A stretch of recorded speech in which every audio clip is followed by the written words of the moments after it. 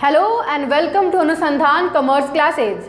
आज के इस वीडियो में हम लेकर आए हैं कॉमर्स क्लास 12 बीएसटी का chapter first nature and significance of management. इस चैप्टर का कुछ टॉपिक्स मैंने पार्ट फर्स्ट में डील कर दिया है। अगर आपने अभी तक पार्ट फर्स्ट नहीं देखा है अभी देख लीजिए, मैं इसका लिंक डिस्क्रिप्शन बॉक्स में डाल दूंगी। इससे पहले अगर वीडियो अच्छी लगे इस वीडियो को लाइक करें। अगर आप हमारे चैनल पर नए हैं हमारे चैनल को सब्सक्राइब जरूर करें and guys don't forget to press the bell icon. सबसे पहले हम देखते हैं कि आज के इस वीडियो में हम क्या डील करेंगे, कौन सा टॉपिक डील करेंगे। Nature and significance of management chapter का नेम तो है पता है हम लोगों को। टॉपिक से ऑब्जेक्टिव्स यानी उद्देश्य। फिर से बता दूं मैं कि मैं ये वीडियो दोनों इंग्लिश एंड हिंदी मीडियम दोनों में डील करूंगी, ठीक है। फर्स्ट टॉपिक है ऑब्जेक्टिव ऑफ मैनेजमेंट, सेकेंड है importance of management and third है लेवल्स ऑफ मैनेजमेंट, ठीक है। ये तीनों टॉपिक बहुत ही इंपॉर्टेंट टॉपिक है, इसको ध्यान से पढ़िएगा। सबसे पहले चलते हैं ऑब्जेक्टिव ऑफ मैनेजमेंट यानी प्रबंध का उद्देश्य। ऑब्जेक्टिव ऑफ मैनेजमेंट यानी प्रबंध का उद्देश्य। आप देख सकते हैं मैंने यहाँ पे चार्ट बनाया है, ठीक है। Because objective of management means प्रबंध का उद्देश्य। 3 ऑब्जेक्टिव होते हैं मैनेजमेंट के 3 ऑब्जेक्टिव होते हैं। फर्स्ट ऑर्गेनाइजेशनल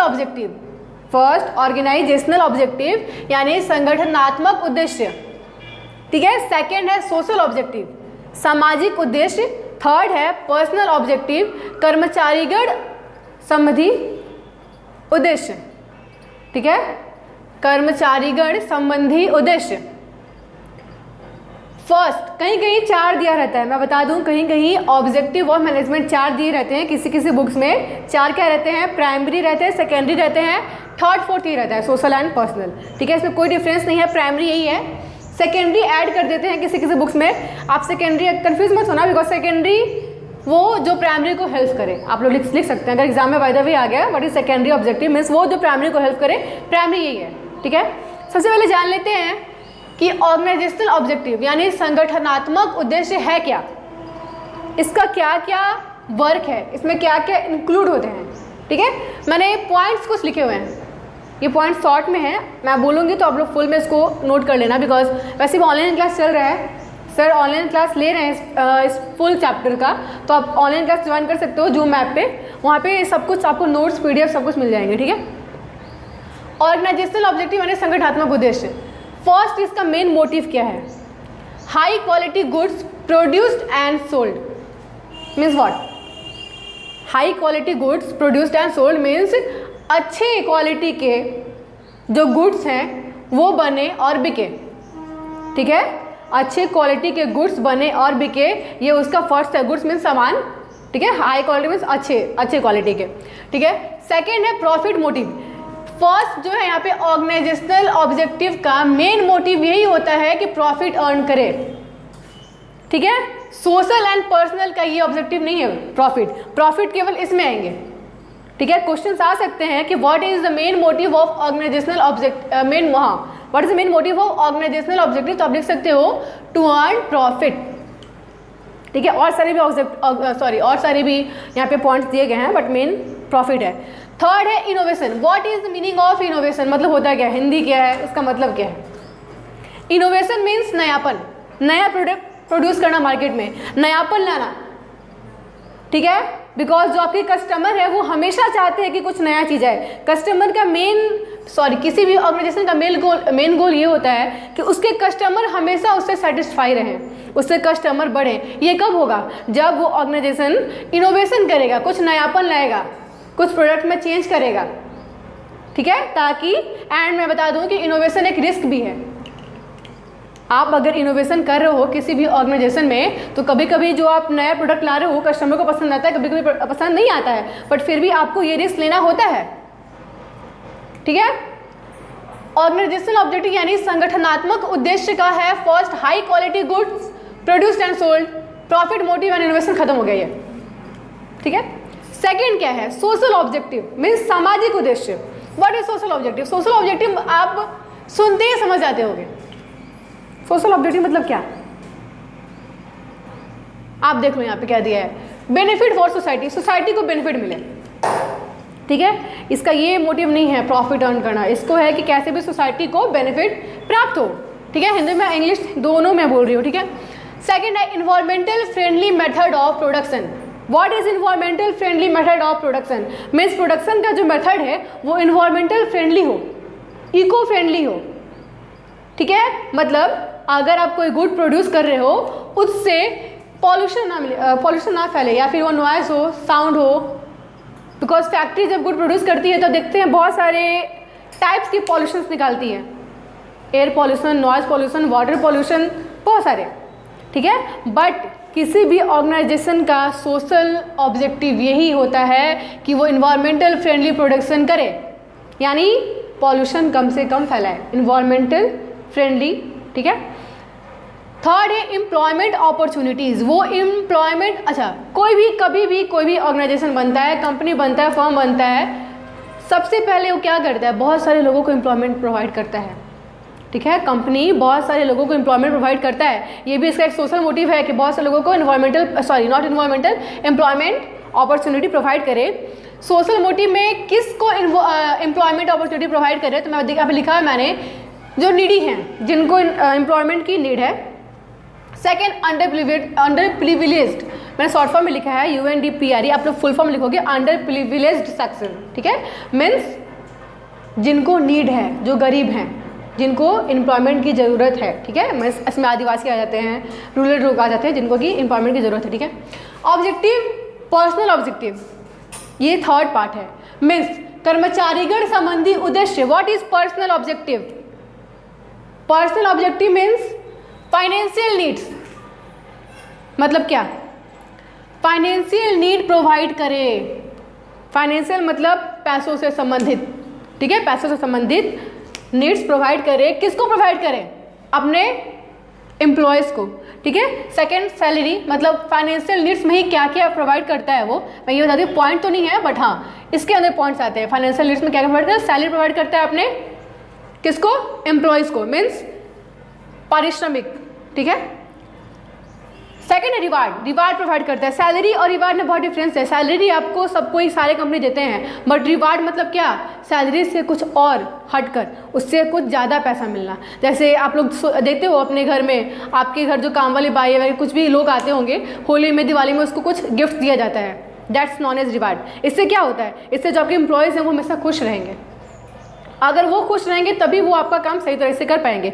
किसी भी ऑर्गेनाइजेशन में एम्प्लॉयज़ को लेकर चलना होता है, ठीक है। तो एम्प्लॉयज़ को खुश करने के लिए कोई सैलरी तो दे रही हैं आप, बट आपको रिवॉर्ड भी देना होता है, ठीक है। थर्ड क्या है, स्टेटस ग्रोथ। स्टेटस ग्रोथ यहाँ पे किसका होगा, एम्प्लॉयज़ का, ठीक है। स्टेटस ग्रोथ यहाँ पे किसका होगा, एम्प्लॉयज़ का। कब होगा, जब आप उसको सैलरी एंड रिवार्ड दोगे टाइम टू टाइम, उसको खुश रखोगे, उसके नीड्स को देखोगे, उसके नीड्स को फुलफिल करोगे, उसकी रिक्वायरमेंट्स को फुलफिल करोगे, तभी उस एम्प्लॉयज़ का स्टेटस ग्रोथ होगा, ठीक है। ऑब्जेक्टिव समझ गए, ऑर्गेनाइजेशनल, सोशल एंड पर्सनल, ठीक है। अब चलते हैं importance of management. What is the importance of management, यानी व्हाट, प्रबंध का महत्व। प्रबंध का महत्व मैंने लिखा नहीं पर आप लिख लीजिएगा, ठीक है। प्रबंध का महत्व 1 2 3 4 पॉइंट्स हैं, ये 4 इंपॉर्टेंस है मैनेजमेंट के। ये नहीं कि केवल 4 है, और भी हैं, बट ये मेन 4 हैं, ठीक है। फर्स्ट है अचीविंग ऑब्जेक्टिव्स, उद्देश्य प्राप्ति, ऑब्जेक्टिव को अचीव करना, उद्देश्य को प्राप्त करना। उद्देश्य क्या है, ये तीनों को प्राप्त करना मैनेजमेंट का इंपॉर्टेंस है। ये कब प्राप्त होगा, जब आप मैनेजमेंट करोगे, ठीक है। फर्स्ट हो गया अचीविंग ऑब्जेक्टिव, याद करते चलिएगा आप लोग, बिकॉज क्वेश्चन आ सकते हैं एग्जाम में कि what is the importance of management, तो पॉइंट में आप लिखोगे।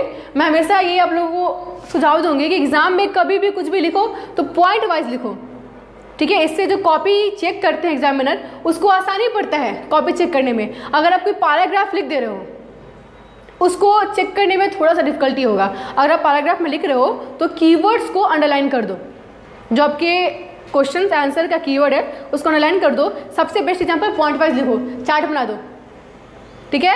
इससे क्या होगा, एग्जामिनर को क्वेश्चन पेपर या फिर क्वेश्चन आंसर सॉल्व करने में आसानी पड़ेगी तो वो खुश रहेगा, मार्क्स आपको ज़्यादा मिल सकता है, ठीक है। अचीविंग ऑब्जेक्टिव हो गया। सेकंड अचीविंग गोल, यानी लक्ष्य को प्राप्ति करना। गोल ऑब्जेक्टिव में डिफरेंस क्या है, कन्फ्यूजन होते हैं बहुत सारे लोग, बहुत कंफ्यूज होते हैं, और बहुत सारे लोग कंफ्यूज होते हैं कि what is the difference between objective and goal. तो ऑब्जेक्टिव एंड गोल में डिफरेंस ये है, ऑब्जेक्टिव मीन्स मैंने बताया गोल मीन्स क्या? हर एक कंपनी का अलग अलग गोल होता है। ये जो ऑब्जेक्टिव है ये सारे कंपनी के लिए है, बट गोल हर एक कंपनी का अलग हो सकता है। ठीक है, गोल क्या? प्रॉफिट अर्न करना, मेरा जो भी कंपनी है वो ज़्यादा ग्रोथ करे, उसके ब्रांचेस बढ़ें, जो भी कस्टमर है हमेशा सेटिस्फाई रहें, कस्टमर कभी हट मत बढ़े, प्रॉफिट का जो रेंज है हमेशा बढ़ते जाए। ठीक है, ये सब होते हैं गोल। थर्ड पॉइंट है, मैंने शॉर्ट फॉर्म में लिखा है, ठीक है, आप लोग इसको फुल फॉर्म में लिखोगे। Obtain maximum results with minimum efforts means what? कम लागत में अधिक उत्पादन। आप कम लागत लगाओ, आप कम इफॉर्ट लगाओ मीन्स मिनिमम इफॉर्ट, बट आपको रिजल्ट क्या मिले? मैक्सिमम मिले।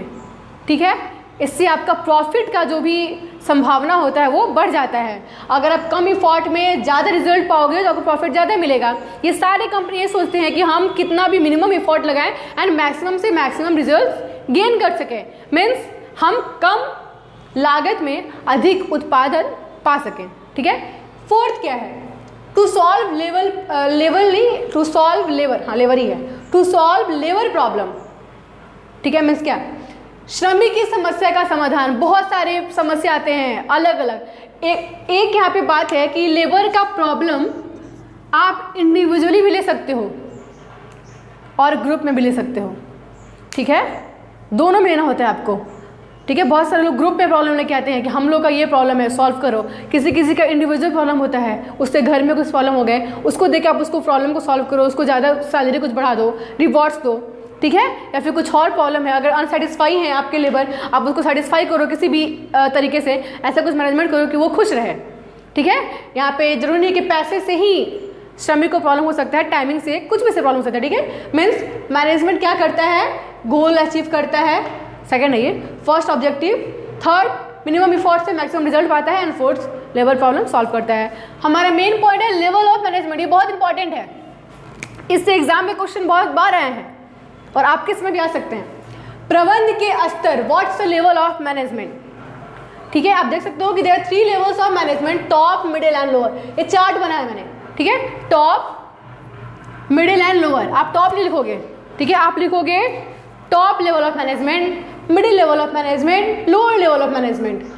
ठीक है, उच्च स्तर के प्रबंध, मध्यम स्तर के प्रबंध एंड निम्न स्तर के प्रबंध।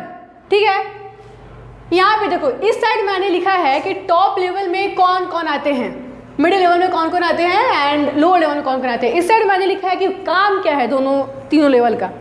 ठीक है, थोड़ा सा गिजमिज है बट मैं बता रही हूँ, आप लोग लिख लीजिएगा इसको। टॉप लेवल ऑफ मैनेजमेंट में कौन कौन आते हैं, यानी उच्च स्तर के प्रबंध में कौन कौन आते हैं? Board of directors, chief executive officers and managing directors. Question आ सकते हैं कि राम किसी भी कंपनी का डायरेक्टर है, आप बताएं कि वो किस लेवल ऑफ मैनेजमेंट में आते हैं, टॉप, मिडिल या फिर लोअर। तो आपको क्या मानना होगा? टॉप। ठीक है, क्वेश्चंस ऑब्जेक्टिव से बन सकते हैं, यानी से बहुत इंपॉर्टेंट ये पॉइंट है, आप इसको आराम से रट लीजिएगा। ठीक है, फर्स्ट क्या है? टॉप। क्या कौन कौन आते हैं? Board of director, chief executive officers and managing director. Second है मिडिल लेवल ऑफ मैनेजमेंट, यानी मध्यम स्तर के प्रबंध। इसमें क्या आते हैं? डिपार्टमेंटल मैनेजर यानी और deputy manager, deputy departmental manager. Short form लिखा है, ऊपर मैंने लिख दिया है तो दोबारा क्यों लिखूं। ठीक है, departmental manager and deputy departmental manager, इनका क्या काम रहता है? किसी बहुत सारी कंपनी में अलग अलग डिपार्टमेंट रहते हैं, हर एक डिपार्टमेंट के मैनेजर होते हैं। ठीक है, उसको क्या बोलते हैं? Departmental manager. लोअर यानी लोअर लेवल ऑफ मैनेजमेंट, यानी निम्न स्तर के प्रबंध। इसका क्या है? Supervisor, foreman. मैं बता दूं कि लोअर लेवल ऑफ मैनेजमेंट को सुपरवाइजर भी बोलते हैं, सुपरवाइजर लेवल ऑफ मैनेजमेंट। ठीक है, एंड इसमें क्या आते हैं? Supervisor, foreman. ये तो हो गया कौन कौन आते हैं, याद कर लोगे आप लोग। अब है कि इसका काम क्या है। मैं बता दूं कि टॉप लेवल का काम होता है पॉलिसीज को बनाना। टॉप लेवल का क्या काम होता है? पॉलिसीज को बनाना। मिडिल लेवल का क्या काम है? लोअर लेवल तक वो पॉलिसी जो बनाया है उसको काम करवाना, पॉलिसी को लागू करवाना। ठीक है, पॉलिसी वहाँ तक पहुँचाना।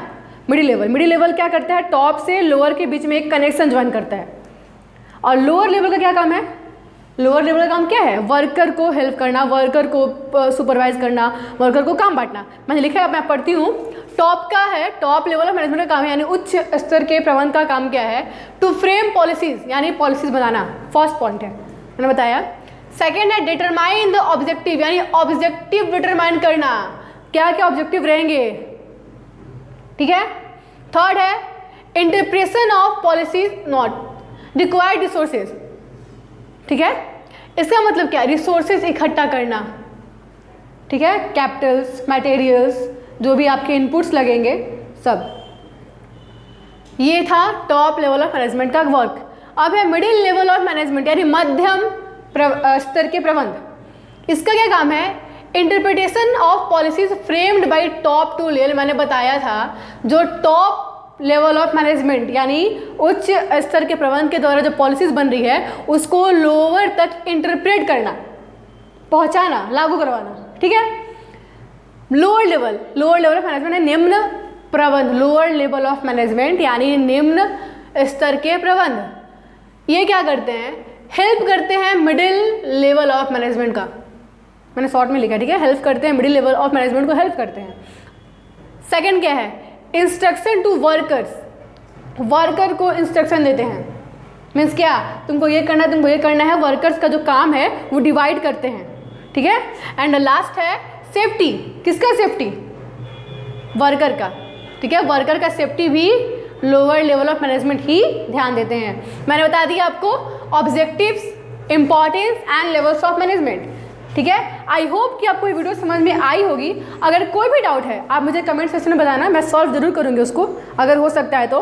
अगर वीडियो अच्छी लगे इसको लाइक करें, शेयर करें। अगर आप हमारे चैनल पर नए हैं तो हमारे चैनल को सब्सक्राइब करें। And guys don't forget to press the bell icon so that हमारे आने वाली वीडियोज़ की नोटिफिकेशन आप तक आराम से पहुँच सके, ठीक है। तो मैं मिलूंगी फिर इसी चैप्टर का नेक्स्ट टॉपिक लेकर पार्ट 3 में। तब तक के लिए धन्यवाद।